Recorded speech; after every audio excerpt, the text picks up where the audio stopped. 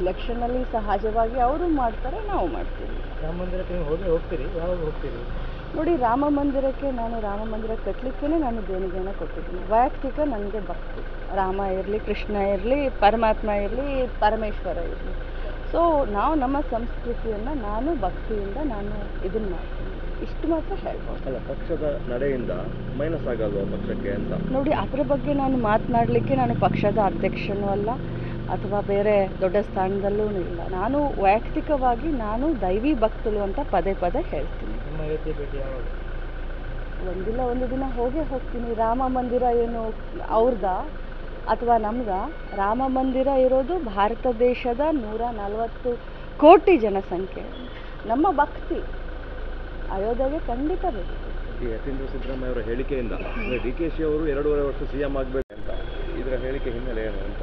ನೋಡಿ, ಯತೀಂದ್ರ ಸಿದ್ದರಾಮಯ್ಯನವರು ಯಾವ ಕಾರಣಕ್ಕೆ ಈ ರೀತಿ ಹೇಳಿದ್ರೋ ಗೊತ್ತಿಲ್ಲ. ಬಟ್ ನಮ್ಮ ಎಲ್ಲರದ್ದು ಕೂಡ ಕಲೆಕ್ಟಿವ್ ಲೀಡರ್ಶಿಪ್ಪು, ಎಲ್ಲರೂ ಕೂಡ ಮುಂಬರುವಂಥ ಲೋಕಸಭಾ ಚುನಾವಣೆಯಲ್ಲಿ ಅತ್ಯಧಿಕ ಸೀಟ್ಗಳನ್ನು ಗೆಲ್ಲೋದು ಅಷ್ಟೇ ನಮ್ಮ ಗುರಿ. ಅಷ್ಟರ ಬಗ್ಗೆ ಅಷ್ಟೇ ನಾನು ಮಾತನಾಡಲಿಕ್ಕೆ ಬಯಸ್ತೇನೆ. ಟಾರ್ಗೆಟ್ ಕೊಟ್ಟಿದೆಯಾ ಕೇಂದ್ರ ಅಂತ ನಿಮಗೆ? ನೋಡಿ, ಟಾರ್ಗೆಟ್ ಅಂತ ಇಲ್ಲ, ಇದು ನಮ್ಮ ಜವಾಬ್ದಾರಿ. ಕರ್ನಾಟಕ ರಾಜ್ಯದಲ್ಲಿ 136 ಜನರನ್ನ ಕಳಿಸ್ಕೊಟ್ಟ ಮೇಲೆ 5 ಗ್ಯಾರಂಟಿಗಳ ಅನುಷ್ಠಾನ ಆಗಿ ಎಲ್ಲ ಜನರಿಗೆ ಕೊಟ್ಟಂಥ ಭರವಸೆಗಳನ್ನು ಈಡೇರಿಸಿದ ಮೇಲೆ ನಮ್ಮ ಬಯಕೆ, ನಮ್ಮ ಜವಾಬ್ದಾರಿ ಹೆಗಲ ಮೇಲೆ ಇದೆ. ನಾವು ಅತ್ಯಧಿಕ ಅಲ್ಲ, ನಾವು 28ಕ್ಕೆ 28 ಗೆಲ್ಲಬೇಕನ್ನೋದು ಸಹಜವಾದಂಥ ನಮ್ಮ ಬಯಕೆ. ಆದರೆ ಮತದಾರರು ಅತ್ಯಂತ ಜಾಸ್ತಿ ಕರ್ನಾಟಕ ರಾಜ್ಯದಲ್ಲಿ ಲೋಕಸಭಾ ಸದಸ್ಯರನ್ನ ಗೆಲ್ಲಿಸುತ್ತೆ. ಯಾಕಂತಂದರೆ ಯಾವುದೇ ಕಾರಣ ಇರಲಿ, ಬರ ಪರಿಸ್ಥಿತಿ ಇರಲಿ, ಮಳೆ ಪರಿಸ್ಥಿತಿ ಇರಲಿ, GST ವಾಪಸ್ ತರೋದಿರಲಿ, ಪ್ರತಿಯೊಂದರಲ್ಲೂ ಕೂಡ ಈಗ ಇದ್ದಂಥ MP ಗಳು ಯಾರೂ ಕೂಡ ಪ್ರಯತ್ನ ಮಾಡಲ್ಲ. ಹೋಗಲಿ, ಈ ಬಾರಿ ರಿಪಬ್ಲಿಕ್ ಡೇನಲ್ಲಿ ನಮ್ಮ ಟ್ಯಾಬ್ಲೋ ಕೂಡ ಇಲ್ಲ ಕರ್ನಾಟಕ ರಾಜ್ಯವನ್ನು ಪ್ರತಿನಿಧಿಸುವಂಥ. ಸೊ ಒಬ್ಬರು ಕೂಡ ಎಲ್ಲೂ ಕಾಣಿಸ್ತಾ ಇಲ್ಲ. ಸೊ ಹೀಗಾಗಿ ಜನರಿಗೆ ಗೊತ್ತಿದೆ ಏನು ಮಾಡಬೇಕನ್ನೋದನ್ನ ಈಗಾಗಲೇ ಡಿಸೈಡ್ ಮಾಡಿದ್ದಾರೆ ಜನ. ಅತ್ಯಂತ ಜಾಸ್ತಿ ಸೀಟ್ಗಳನ್ನ ಕರ್ನಾಟಕ ರಾಜ್ಯದಲ್ಲಿ ನಾವು ಗೆಲ್ತೀವಿ. ಕಷ್ಟಪಟ್ಟಿದ್ದಾರೆ ಇವರು ಕೂಡ, ಅಂತವರಿಗೆ ನೆಗೆಟಿವ್ ಆಗೋದಿಲ್ವಾ ಅಂತ ಆ ಥರ ಆಸೆ? ನೋಡಿ, ಇದ್ರ ಬಗ್ಗೆ ಉತ್ತರ ನಮ್ಮ ಹೈಕಮಾಂಡ್ ಕೊಡುತ್ತೆ. ಇದ್ರ ಬಗ್ಗೆ ನಾವು ಉತ್ತರ ಕೊಟ್ಟು ಇನ್ನೂ ಗೊಂದಲಕ್ಕೆ ಎಡೆ ಮಾಡಿಕೊಡ್ಲಿಕ್ಕೆ ನಾನು ಹೋಗೋದಿಲ್ಲ. ನಾನು ಫಸ್ಟ್ ಟೈಮ್ ಪಾಲ್ಗೊಳ್ತಾ ಇದ್ದೀನಿ. ಶ್ರೀಕೃಷ್ಣ ಮಠದ ಬಹಳ ದೊಡ್ಡ ಸಂಸ್ಕೃತಿ ಪದ್ಧತಿ. ಸೊ ಪರ್ಯಾಯದಲ್ಲಿ ಮೊದಲನೇ ಬಾರಿಗೆ ಕುಟುಂಬ ಸಮೇತ ಪಾಲ್ಗೊಳ್ಳಲು ಬರ್ತಿದ್ದೀನಿ.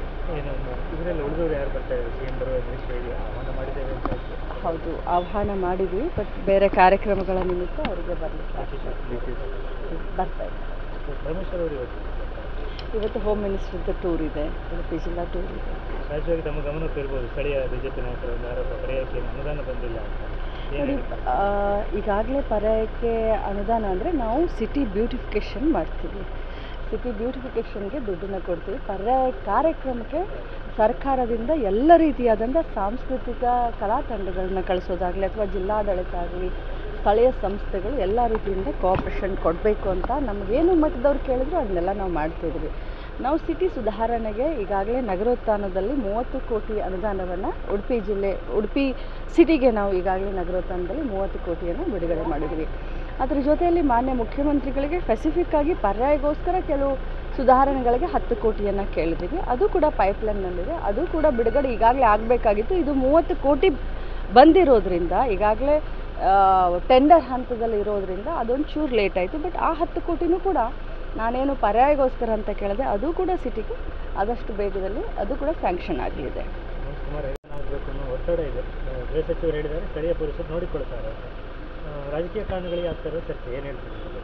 ನೋಡಿ, 4 ವರ್ಷ ಅನಂತಕುಮಾರ್ ಹೆಗಡೆ ಅವರು, ನಾನು ಬಂದು ನಮ್ಮದು ಖಾನಾಪುರ ಬಾರ್ಡರ್, ನನ್ನ ಗಂಡನ ಮನೆ ಕೂಡ ಖಾನಾಪುರ. ನನಗೆ ಗೊತ್ತು, ಖಾನಾಪುರ ಕಿತ್ತೂರಿಗೆ ಅವರು 5 ವರ್ಷದಲ್ಲಿ ಇಲೆಕ್ಷನ್ ಬಂದಾಗ ಅಷ್ಟೇ ಮುಖ ತೋರಿಸ್ತಾರೆ.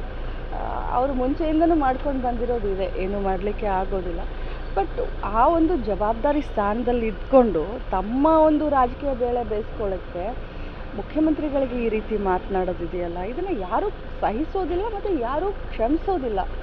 ಅವರೇನಾದರೂ ಅದನ್ನು ರಾಜಕೀಯವಾಗಿ ಅದು ಅವ್ರಿಗೆ ಅನುಕೂಲ ಆಗುತ್ತೆ ಅಂತ ಏನಾದರೂ ಅವರು ವಿಚಾರ ಮಾಡಿದ್ರೆ ಅದು ಬಾಲಿಶ. ಯತೀಂದ್ರ ಸಿದ್ದರಾಮಯ್ಯ ಅವರು ಒಂದು ಹೇಳಿಕೆ ಕೊಟ್ಟಿದ್ದಾರೆ, ಅತಿ ಹೆಚ್ಚು ಸೀಟ್ಗಳನ್ನು ಗೆಲ್ಲಬೇಕು, ಇಲ್ಲದಿದ್ದರೆ ಸಿದ್ದರಾಮಯ್ಯನವರ ಕುರ್ಚಿ ಸ್ಥಾನ ತಪ್ಪುತ್ತದೆ.